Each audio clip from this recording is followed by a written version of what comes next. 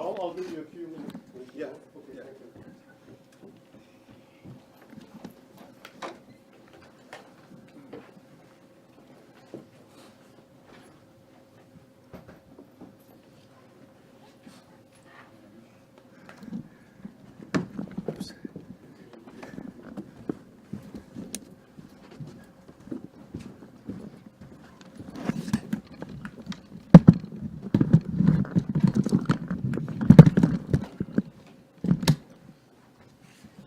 Okay, so I'll go ahead.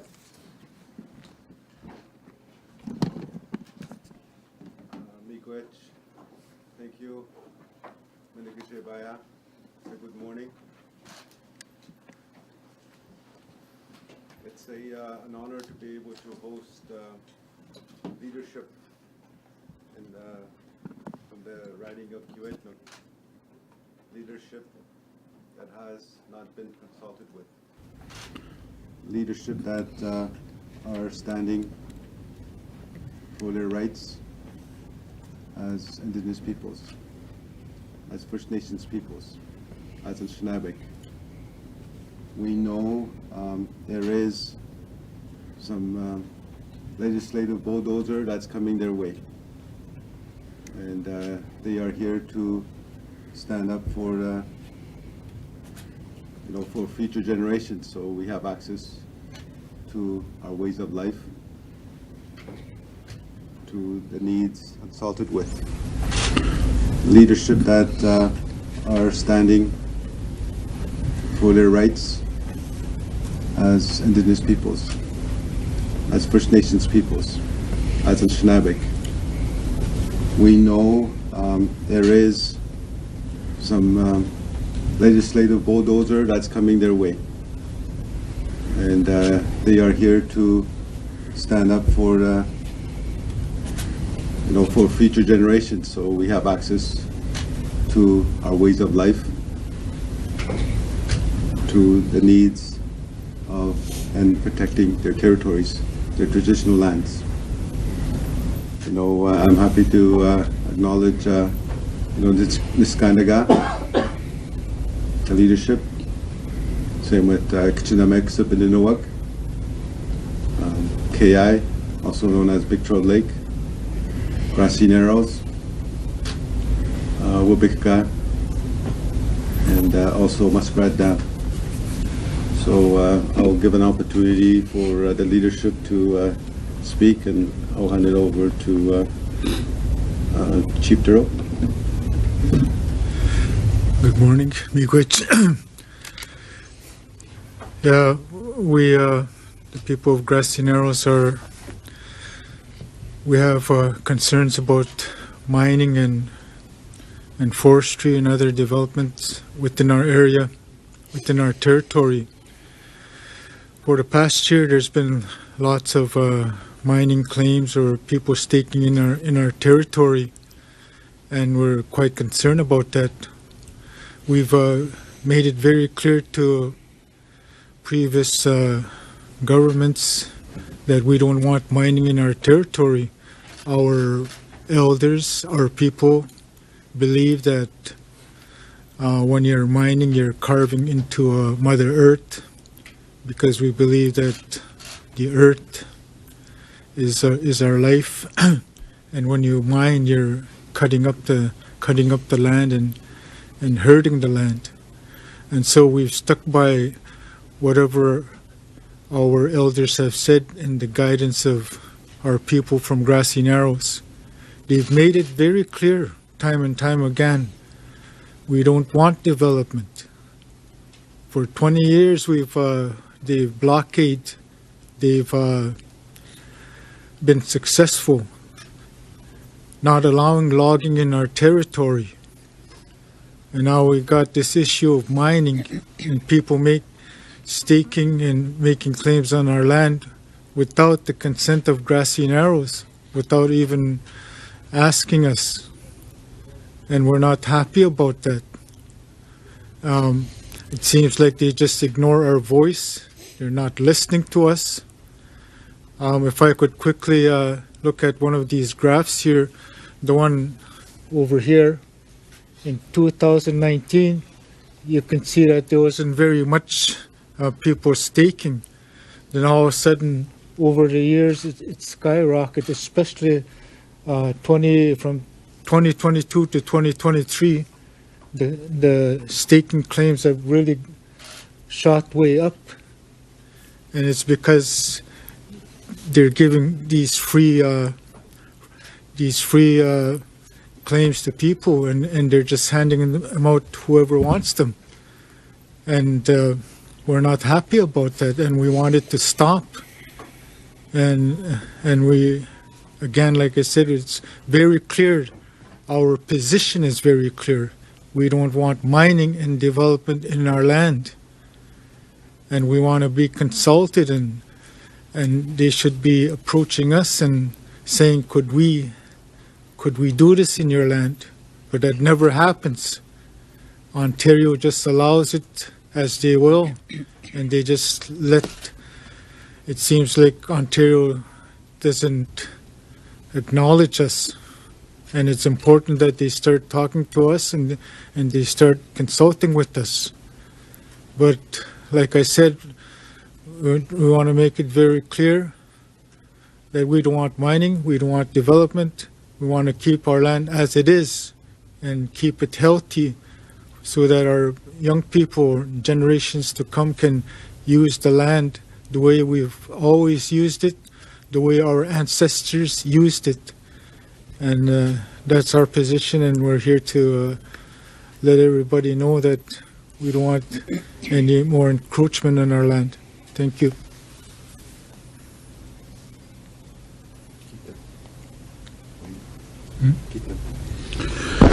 Hello, good morning, everybody. Chief Munias from Neskantaga First Nation. We live on the Ottawa-Wabascud River system, and just wanted to acknowledge our people as well that are here with us. We have also the Chief-elect Chris Munias that's here. He'll be starting his term in a few days, and we also have some community members. As you know, as you may know, where Neskantaga stands as it relates to accessing our traditional homelands, we've been very clear and very consistent in terms of we have not given our free, prior, informed consent to these developments, to these plans that Ontario and the industry has been doing. They have not consulted with us. They have not. We have not provided our consent. The Ring of Fire is something that's being fast-tracked without the involvement of our people. More importantly, without the informed participation and informed consent of our people, and that's a very troubling situation for our people, and it's a concern. It's a big concern because our traditional homelands, our way of life, the rights of our people are going to be impacted in a most significant adverse way, and that's something that's very troubling. We will not allow any industry or any government, if a premier wants to get on a bulldozer to cross our river system, he's going to be met by our people. And that's something that's very strong in our community, because we value the land that the Creator has provided for us, that has blessed us with the opportunity to continue our way of life. And it's troubling the way industry and the government is pursuing their plans by encroaching on our traditional homelands, and the rights of our people are not being respected right now. And no bulldozer, no road is going to cross our river system. And I think that's been very clear and clearly made by our community as to why that is, because we want to have a big say what happens on our traditional homelands. We want to be able to have our people determine what's going to happen. Their involvement and their say should have a big they should be the one to decide what's going to happen, not a government somewhere else, not an industry that's trying to roll out a flawed system that seems to be fast tracking everything. Even during the pandemic, they tried. They're still doing that today, and that's something that's very troubling, and that's unacceptable. It's unfair for people of Neskantaga to be faced with those kind of things. While we deal with the housing crisis, while we deal with a suicide crisis since 2013, yet they're still trying to pursue these developments, and it's not something that our community will stand for. It's not something that our people will stand for. Enough is enough. It's time for the people of Neskantaga and the people that are going to be impacted with these developments like the Ring of Fire to have a true say, to be able to determine what's going to happen, to be able to do them in their own languages, to be able to do them when they want to do them, when that time is right. And right now, as you see, the government today, the provincial government is fast-tracking their legislative agenda to try to access our traditional homelands, and that's just unacceptable. It's going to destroy our lands. It's going to destroy our sturgeon. It's going to destroy our medicines that we cherish and take from our traditional homelands. It's going to destroy our river system, and that's something that's very concerning, and that's something that the community and our people will fight for in terms of trying to protect those things. Our way of life is being threatened right now, not just today, but for tomorrow's generations. It's important that we stand united, and it's important that the support is made there for the people of Neskantaga while it makes its stand. We've been very consistent with our position. Until such time we provide our free, prior, informed consent to these plans and developments that are happening in our traditional homelands, they will not be. They will not be. The government of Ontario, the government of Canada, the industry, you will not cross the river system. You will not build a road into the Ring of Fire until you get the free, prior, informed consent of our people. That is the position of our community, because we value what's on our traditional lands. It's not just about jobs. It's not just about a mere few dollars here and there. It's about the way of life of our people. It's the very existence of our people. It's who we are as Anishinaabe people. And that's why it's so important that our people should have a big say. They should be able to determine what's going to happen. They should be able to decide and to provide their informed decisions on these developments that's going to impact not just today, but for tomorrow's generations and tomorrow's lives.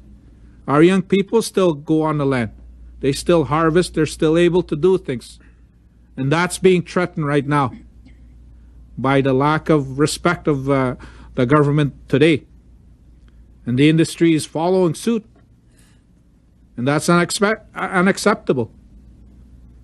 Investors, if you hear this, you're not going to cross that river system. You're not going to access our traditional homelands until you get the free, prior, informed consent of our people. You're not going to get the okay from the government and not get an okay from us, and expect that you're going to cross the river system. That decision and that permission will be provided by our people, and that's something that's very consistent. We've been very firm in our position as Neskantaga. We know what's at stake. It's not just about today. Like I said, it's about the way of life of our people, and it's about the sturgeon. It's about the fact that we're able to go on the land, and that's being ignored. For what? For economic prosperity? For something else other than just the way of life and the things that we value in our own areas too. The industry should be aware of that. Should be known that not everybody is on board with the Ring of Fire. You have to get the consent of people like Neskantaga. Migach.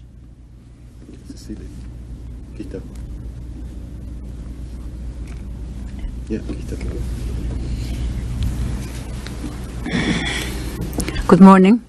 My name is Cecilia Begg, and I'm from Xnamexabininwag. I'm a counselor of the Care Council.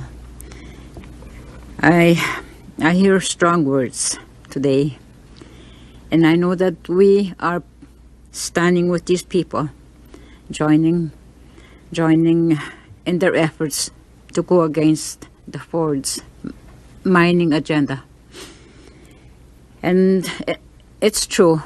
I can hear the echoes of the same concerns over our lands, our resources, our people, our way of life being threatened again.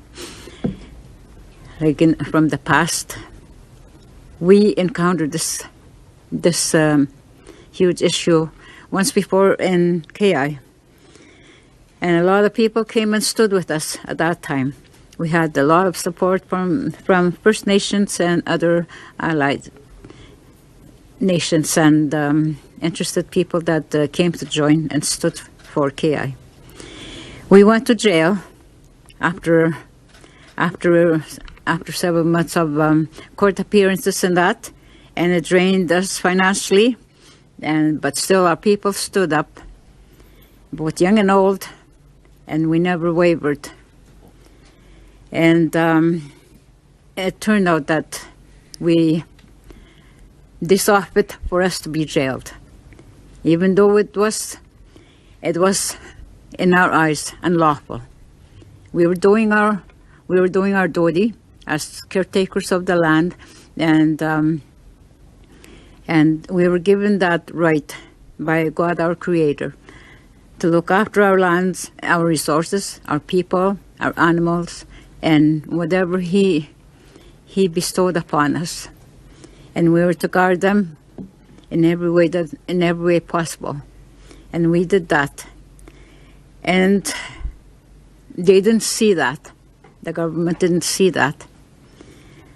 We were also their treaty partner, and they mistreated us. They haven't apologized, and they are still doing the same thing, pushing their agenda, encroaching our lands. Even though people say, they say no, and that no means no. And again, I'm here to voice the same thing with these other First Nations, and I'm hoping that that the group will get larger, and that the message will reach far and wide, as it did before. And I know that our people are strong.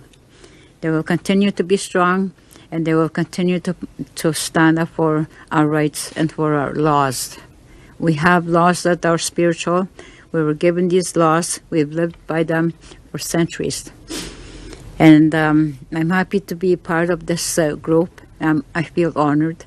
And we will do everything to stop any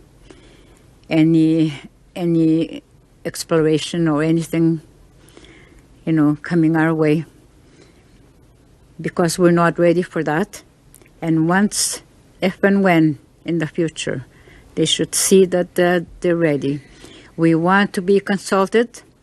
That's the first thing that we had asked for us to be consulted, and that everybody understood and are on the same page, and then maybe, they will give their consent, but not before. And I'm hearing that at that time, after we were released from jail, they told us that, before anything is done, there would be a time for consultation, but that hasn't happened. And they need to be reminded, the governments need to be reminded we are a people, and we are determined to stand up for our rights, and also that they should take us seriously. They are our partners, or so they say, but they have to show us that they mean it. And I just want to say that, like with Ford, I thought we were going to meet with him or see him, but I guess he has some other more important things that need to be done. He has to take the time to check his backyard too. And that means from up north, where we're isolated, we don't see too many officials up there. Hardly any government people ever show up there. And it's time that they take our people. We were here first, and we extended a warm welcome to them way back. And they're still on our lands. And it's something that they need to understand. You know, the generosity that was extended, and the trust, but was later broken. I just want to say that all the efforts that we've made, securing our lands and holding our lands secure and protected, we're doing this for our future generations. And we have a lot of young ones. And at this time, we are struggling with all kinds of epidemics like drugs and alcohol, cancer, diabetes, and all kinds of mental health stemming from COVID as well, and other areas. Life is important to us, and we try and work with our people in every way that we can. And also, it's important that we continue to help each other. When our brothers call out for help, we shouldn't hesitate. We should take up the time and try and understand what they're going through and support them.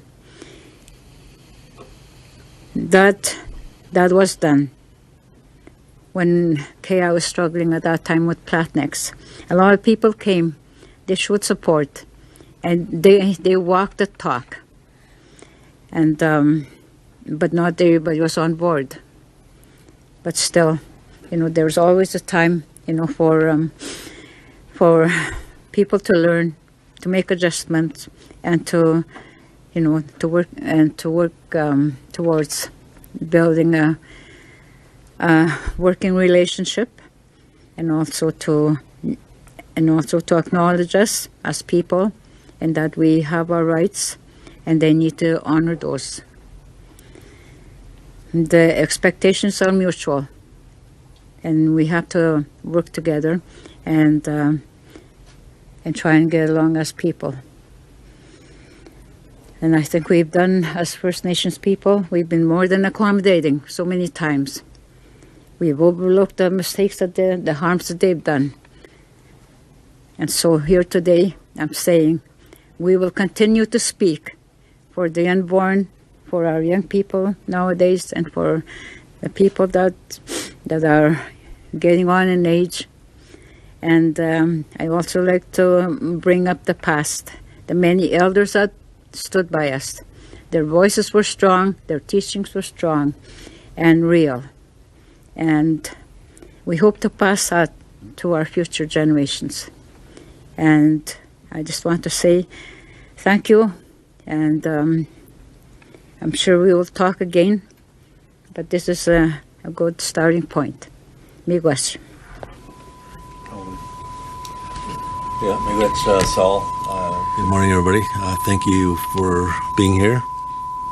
I acknowledge the community members from the 5 communities, and my name is Alvin Fiddler. I'm from Musqueam. I'm here with my leadership, Chief Beardy, and the council. Musqueam is on the Severn River, where the Wendigo River meets the Severn River. It's a beautiful place. That's where we're from. And we are here today to, again, remind Ontario, to remind Premier Doug Ford of their obligations, that they continue to fail again and again to uphold or to honor the obligations that they have under the treaty that they signed in Treaty Number 9, that Ontario is a party to that treaty, the obligations that they have under the United Nations Declaration on the Rights of Indigenous Peoples to work with Indigenous peoples on what happens on their lands. Musqueam just recently became aware through social media of the company, or the same company that Councillor Cecilia Begg talked about, Platnex. staking a huge tract of land right adjacent to Muskrat Dam, including its waters. Again, no notice was given to leadership. And this happens over and over and over again, that we find things out of proposed developments, whether it's extraction of lumber or mines or resources or minerals or water, through social media or just media generally. That no one in government or no one in industry feels that they have that obligation to come to our communities, to come to our territories, to sit with the leadership, to sit with the community and go through what is being proposed in terms of development on our territory. And that's why we're here today.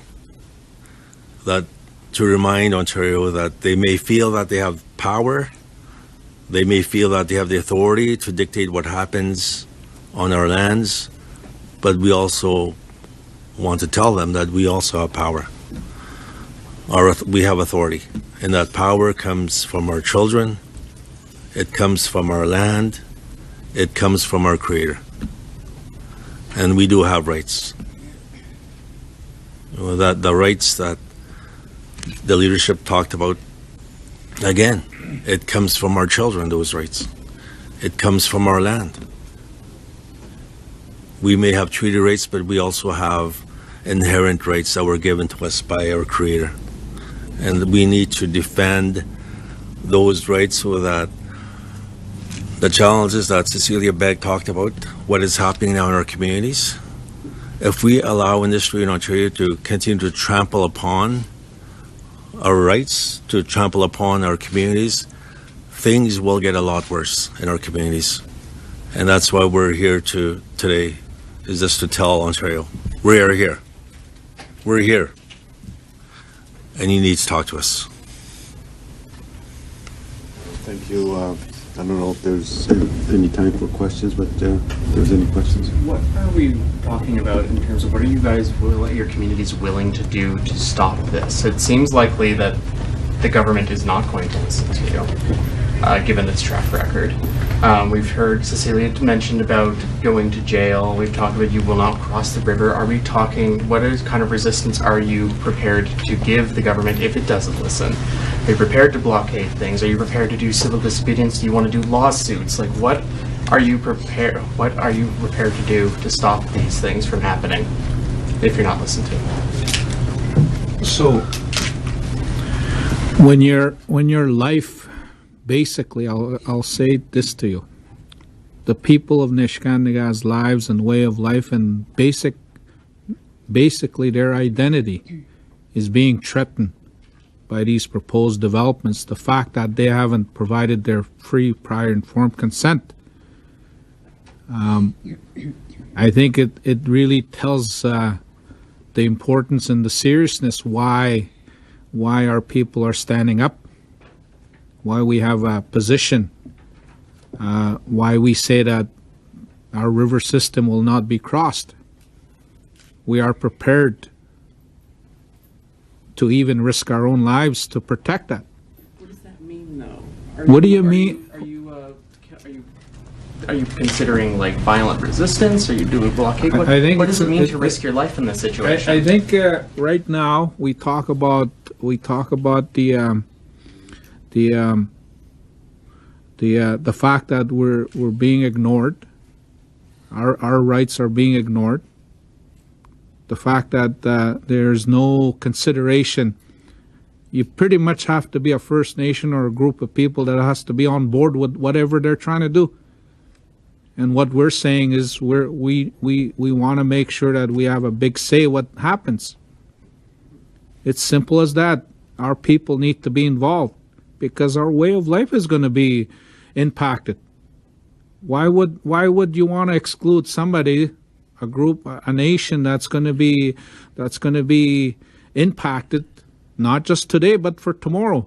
Why would you want to exclude them? That's what our people are talking about. That's why our people are here today. That's why Chief-elect Munoz said in one of his media interviews there, he's only going to meet with the nation is only going to meet with Premier Ford. And that's the position that we are taking, because we know how important it is. It's not just about, like I said, jobs. It's not about the fact that the road is going to go in. It goes far beyond that. And that's what the public and even the government fails to understand, why nations like Neskantaga take these positions, because everything is interconnected. And I think that's something that this government and any future government needs to understand. You're not just gonna buy your way in with just mere jobs into a community, especially a community that's strong like Neskantaga.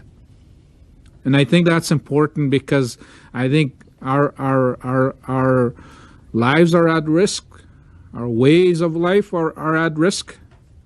The things that we do customary, that we've done since time immemorial, are potentially at risk.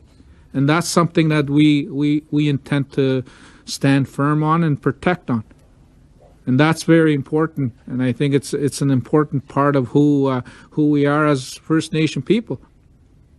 All of us in our community, in some form, we still go on the land. And you don't know how, if you've never been in our traditional homelands, you don't know how that feels. I do. People that came here to stand united, they know what it feels, and that's important. That's a very important part of our First Nation. So. I'm going to answer some of his questions. Chief-elect Christopher Munoz, I start on April 1st. So when you ask about how we're going to stand up, we'll match anything what the government does to us. If they're going to be violence against us, then what are you going to do? We're still going to resist, no matter, regardless of what's going to happen. This is to protect our future, our way of life, which is always being threatened by this government, by Canada. You always hear those things, and that's what we're going to do. We're going to stand up to whatever is being done to us. We're going to match it. I hope that answers your question. I think it does. Thank you. Thank you. Chief-elect, can I ask you something on that? So, whenever we go to the Ford government to get a comment, and their kind of standard answer is, well, we're following the law, there's a process, there's an EA process, and they claim that they're doing everything they should be doing in terms of sending studies and everything else for Neskantaga to consider. And I know that Neskantaga said COVID has caused chaos, we can't respond to those deadlines, but Ontario is saying they are following the process. So when I hear from everyone here, we have not been consulted, they say to me, well, no, they have. So maybe they don't like the process, but I mean, is that fair? I mean, have you actually been consulted? It's just the process that's not working? Like, what's the nuance of it, I guess, here? Well, we haven't. I mean, I can tell you for a fact that we haven't been consulted because of the fact that there hasn't been any government official, Ontario official, that has stepped in Neskantaga for the past several years. Consultation happens in the community, in our language that we understand.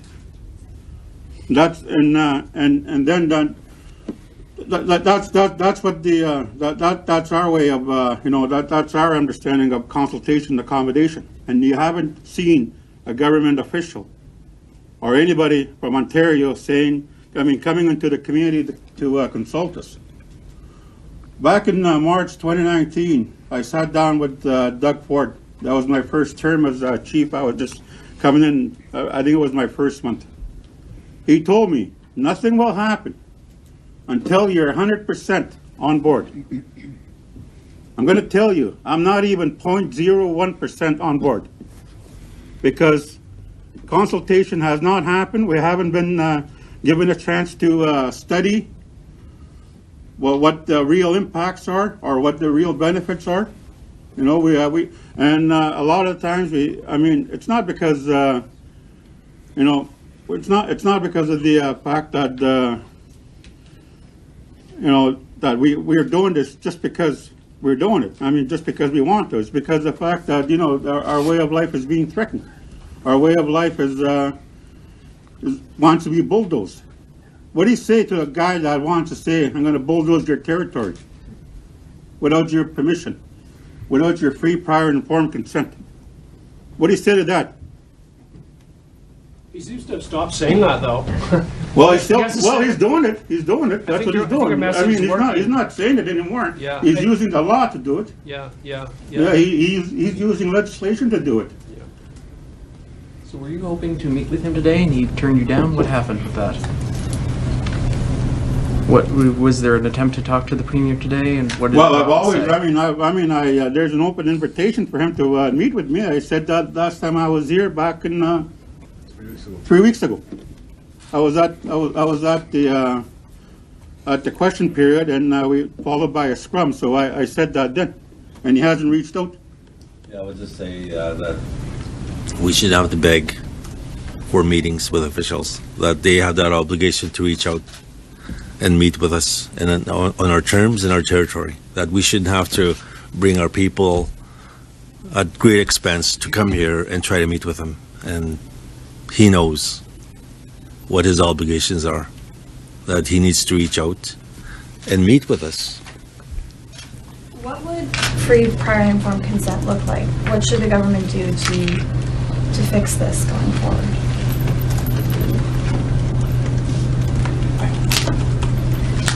I think this, yeah, you said it. It's free, that it shouldn't be at any expense to our communities.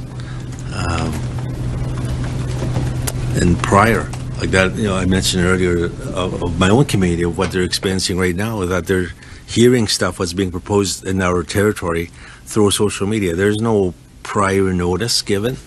There's no nothing at all from government or industry. And I think the most important piece you just said there in terms of the process is consent, right? You know, that. Yep. Without anything else. Like, you know, the ultimate authority in terms of what happens in our communities lies with the people. Minister Rickford said last year in a response to a question from Sol that you can't stop the claims on Grassy Narrows territory because there are other First Nations in the area that want, like, mining and development and the jobs that come with them. And we have, over in the Ring of Fire, we have Webakwe and Martin Falls who do want this road and this project. And I'm just wondering, these are sovereign nations too. Do they not have a right to want these things, even if you don't? Not on my river. Not on my territory. Oh, they're quite. My homelands. Oh, they're quite the same thing. Not in my territory. We have defined our traditional land use area, where Grassy Narrows has hunted and fished, and we have a defined area, and it has to be respected by everybody, the government, other First Nations, and Canada. They have to respect the traditional land use of Grassy Narrows, and we've also made that clear to other people, even other First Nations, that we've said this is our traditional territory. And we'll, in Grassy Narrows, we'll decide what happens in our traditional territory. I would ask that question to Ontario. I heard of our North Act that they imposed again on us 15 years ago, that they gave resources to. It's something that we're not totally in agreement with, but they gave monies to the communities to do planning, right, to identify areas that are sacred, areas where they hunt, where they gather fish, where they gather medicines. And communities have gone through that exercise and given those maps or those planning maps to Ontario. So does Ontario recognize those? Are they going to honor those communities that have gone through that process? That if they say no development here, this is a burial ground. are they going to recognize that planning exercise that communities have gone through? I would ask that question back to Ontario. So maybe just like, why does it have to be in a situation? It seems like you have to buy into whatever the government seems to want to do to our traditional homelands or our rights and all that. We're a nation. We consider ourselves a nation with protocols and processes that we have in our communities, and those are not being followed. Simple as that. And our people have long said that these are the things that has to take place, and it requires, like the question that was asked about the free, prior, informed consent. It requires the consent of our people. It takes time to build that decision making of our people, and it's not happening today in our community. It's just not happening. And when you talk about, well, other nations want development. What's so hard of a nation like ours to have the opportunity to have a big say what's going to happen? That's the issue facing our community right now. We're being left out. We pretty much have to buy into everything what's being proposed, with no acknowledgement of our rights and our significant ties to the area. Nobody else lives on that river system other than Ottawapiskat Lake, Ottawapiskat First Nation, Neskantaga and Ottawapiskat First Nation. Nobody's going to cross that river system. Our people back in August went over there. Close to about over 60 to 80 people went there. Elders went there. Children went there. We have a sturgeon stewardship program that we started in August of last year. We know what sturgeon is going through right now. It's becoming a species at risk. We have an abundance of that in our area. That's what we're trying to protect. We had stories. There was coverage of why we cherish sturgeon in our river system. We're one of the few communities maybe that have an abundance, a healthy population of sturgeon in our area. And you tell me, or people tell us that why should we do this? Why should we listen to you, type of thing? We have rights. We have significant ties to the area that we call our home, our traditional homelands. People call it something differently. People call it because they want to access the resources. They want to build bridges. They want to destroy our medicines. They want to destroy our land. They want to cross our river system. And that's something that cannot happen without the full participation and without the consent of our people. That is a must. That is not something that can be put on the side. All of us in our community, like I said, are land users. We know how important those lands are to us. It's our life. It's our bloodline to whatever it is, whether if it's the past, future, or today. That's what it is. And that's what the public and the industry and the government fails to seem to fully understand why nations like Neskantaga are taking positions like this. We need to make sure that our people are involved. They're at the forefront. It's not the leadership. It's not a certain group of people in the community. It's our people that have to determine that. That's the biggest thing. And that's what fails today. The relationship doesn't consider that.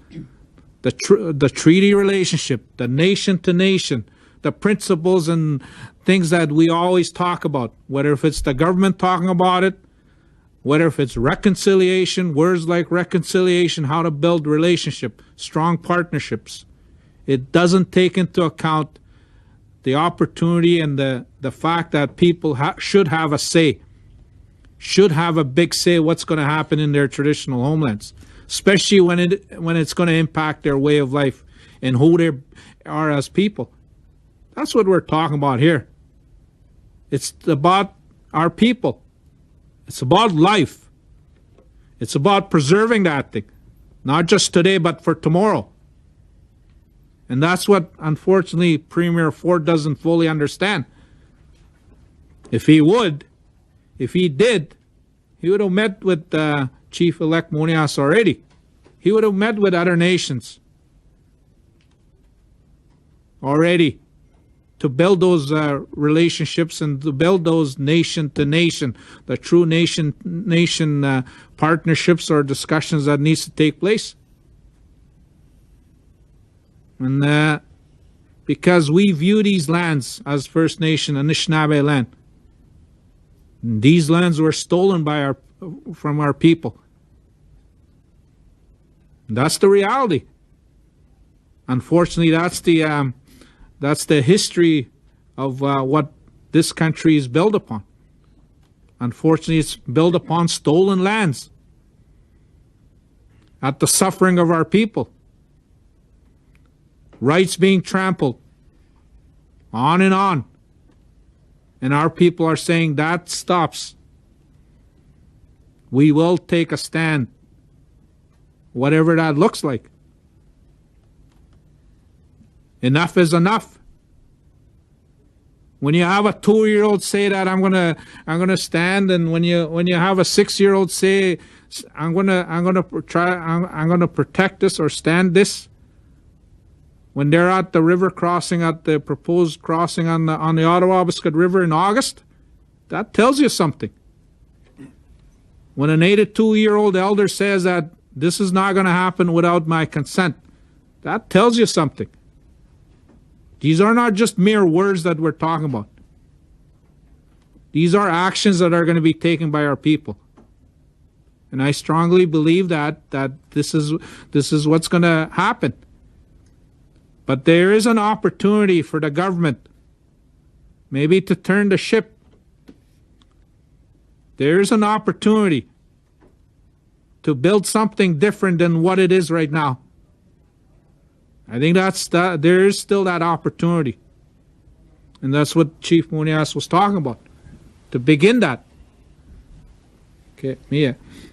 At this time, I think there's another group that needs to come in. I think there's going to be an opportunity to ask questions after. The group will be joining us for question period.